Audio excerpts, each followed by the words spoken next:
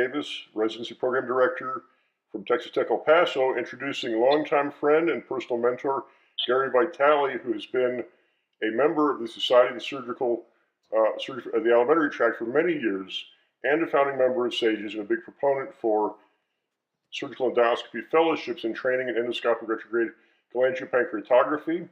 He graduated medical school from Yale, came for residency in the University of Louisville, and became faculty in the mid-1980s, and has a innovative 30-year career teaching residents and fellows, and was the recent recipient of the Ponsky Award for Master Educator in Endoscopy. Dr. Vitale, I'd first like to ask you about some of your perceived value in your international travel and fellowships, how it added to you as a person, an individual, and really as a great educator. Well, I really enjoyed my fellowship, which was international to begin with, and I do want to thank you for interviewing me with regard to this project. Yes, my fellowships were basically twofold. One that focused on surgery with Professor Sir Alfred Cuscherry in Dundee, Scotland. I was there for 2 years in the early 1980s doing complex GI, biliary, pancreas work and research, and then came back on the faculty at the University of Louisville in the mid-1980s, then did a sabbatical in the late 80s with Dr. Claude Liggery in Paris, France for ERCP. And at that time, I also spent time in Bordeaux, France with Dr. Jacques Parissat, who is one of the founders or one of the innovators of laparoscopic surgery, laparoscopic cholecystectomy, which I learned from him and some other techniques and came back and began to use in the early 90s in Louisville. When I did come back to Louisville, I then founded my own fellowship, or established my own fellowship in ERCP, which is now developed into a more complex fellowship of biliary pancreas surgery, both for benign and disease of the pancreas and pancreatic cancer. But I think my international fellowships were the thing that really got me going, and the quality of that experience was very high, both from the social perspective and the medical perspective, to jumpstart me into my subspecialty field.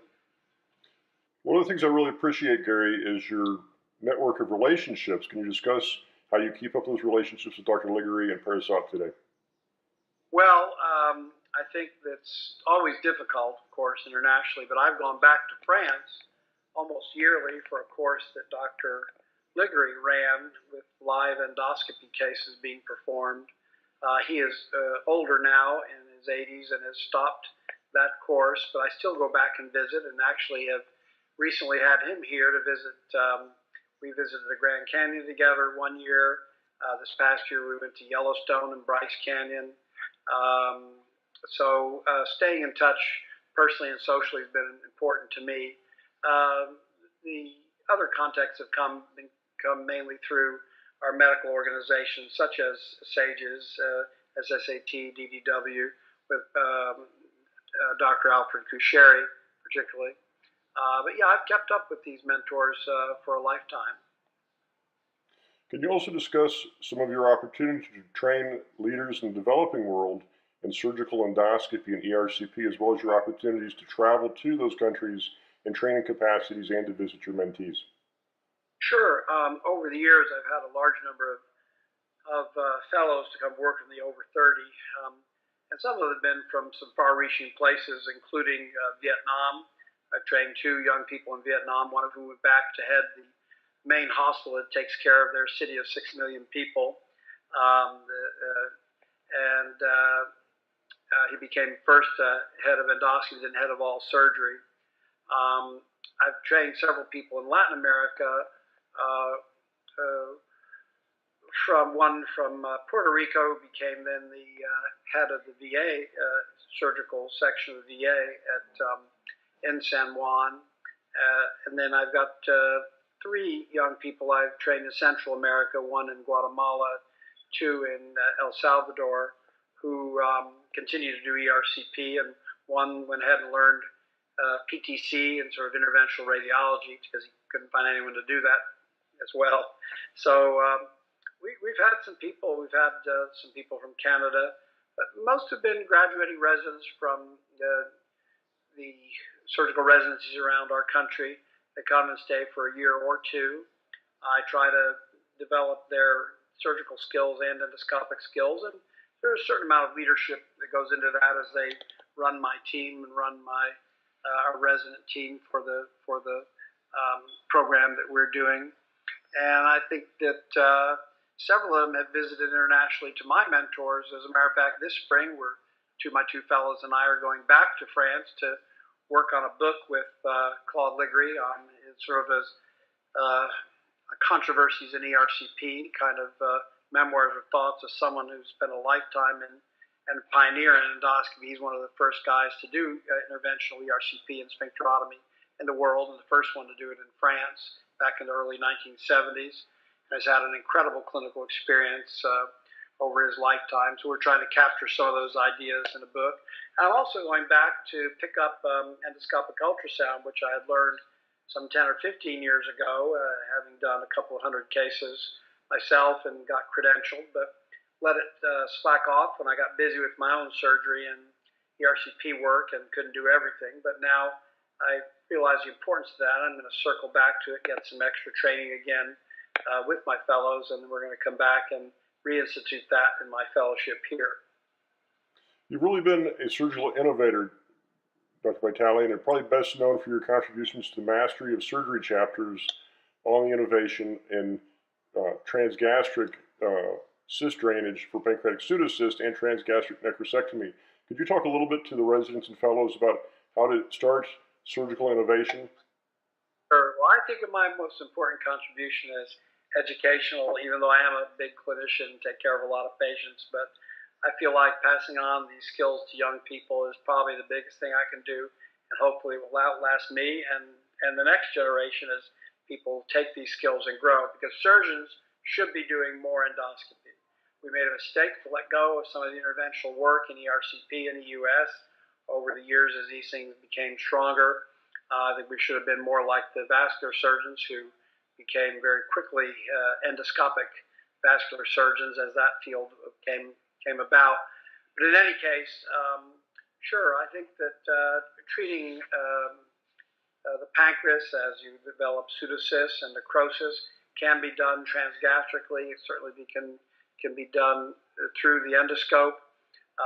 It's not successful in all cases, but when it does work, it works completely without any external incisions and those complications. Is for a select group of patients, of course, who are not septic and are a little more controlled with their pancreas necrosis. I think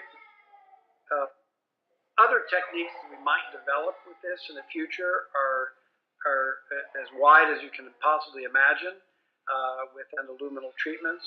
So have surgeons to be well trained in the endoscopic techniques to move forward with new techniques as they become developed is extremely important for our surgical future heritage. Would you please discuss your own surgical endoscopy fellowship and where you see the future of surgical endoscopy fellowships evolving? Sure. Well, I think right now it's difficult to get training in ERCP for a surgeon. My fellowship is probably one of the busiest and certainly one of the hardest time-wise, too, for the amount of time you spend when you come here to work. But my fellows spend 1 or 2 years. They have an option. Some of them are doing academics and want to write a little bit. We'll do 2 years. It's probably half and half surgical and endoscopic. We have several days a week where we do ERCPs and other endoscopic procedures. They do learn all the interventional type endoscopic techniques that you might want to learn. It is hands-on. They will do a great percentage of the case, and as they advance towards the end of the fellowship, they're working independently. In the OR, we do a lot of benign pancreatic work with pancreatic necrosectomy. It has to be done open due to sepsis for pancreas necrosis. We additionally do a fair amount of biliary tract disease, complex biliary reconstructions, and I also do cancer. So I'm doing Whipple procedures very frequently for pancreatic cancer, subtotal pancreatectomies, etc. I do complex GI, so patients who may have complex hernias, fistulae, or other issues may require my services as well. And So it's not a broad-based general surgery service, but it's sort of a broad-based biliary pancreas, complex upper GI type service for surgery. And the fellows do manage the patients with me, see the patients twice a day with me, and so we run anywhere from sort of 15 to 20 patients on the service on average. That's my personal service. Sometimes they help with some of my partners as well. But it's a busy fellowship, long days, but great cases. Definitely true. Can you talk a little bit about endoscopic ultrasound and why you feel that surgeons should learn that and become innovators using transmural therapy with that technology? Yes, I think that the ultrasound is underused by surgeons. We probably should all have an ultrasound device in our pockets instead of a stethoscope and be looking at the abdomen every day through that. But we're sort of not quite got that down yet. But EUS is the next best thing, is to stick a scope with ultrasound on the tip of it into your patients and look around, particularly for pancreatic biliary work. I mean, there's people using this now for transgastric drainage of the bile duct for decompression, certainly transgastric drainage of the pancreatic duct for Pusteaux. These are very cutting edge avant-garde, but more routine use would be transgastric necrosectomy, transgastric pseudocyst drainage when you need that help from the ultrasound.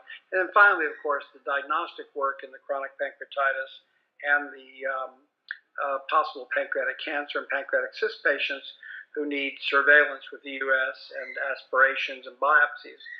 This really fits right up the surgical line, particularly if you're doing ERCP. As I mentioned, I have learned it some 10 years in the back, doing a few hundred cases myself under training, but then stopped doing it because I got so busy with my ERCP and surgery, I didn't really have time to do everything and let off on it. I'm going to pick it back up again because I see the value of it. Field surgeons should be involved, and I'd like to include that in the training program that I have. So I'm going back to France to work with some of my former friends who are still practicing now and doing EUS on high volume basis. And then I'll come back and reinitiate my credentials and do it for our service here. The reason I'm doing it also is many of my fellows are going to places where EUS is not available for their patients. They have to ship them off very long distances, and they want EUS to be able to offer that locally. And I think if I can train it, they can offer it. Great advice, Dr. Vitale. This is the end of the interview with Dr. Gary Vitale, University of Louisville, full professor and an innovator in endoscopy and great educator and teacher. I'd like to encourage all the residents and fellows viewing this to approach Dr. Vitale. He is a great friend, a great mentor, and great to talk to at conferences. Thanks so much, Gary, for the great interview, and I look forward to seeing you at the SSAT in Chicago. Thank you very much, Brian. I've enjoyed talking with you, and anyone is absolutely welcome to visit. Give me a call. I'll have you out to Louisville and do something fun as well as take a look at what we're doing here from an endoscopic and surgical point of view. Thank you so much. Thanks again. Bye.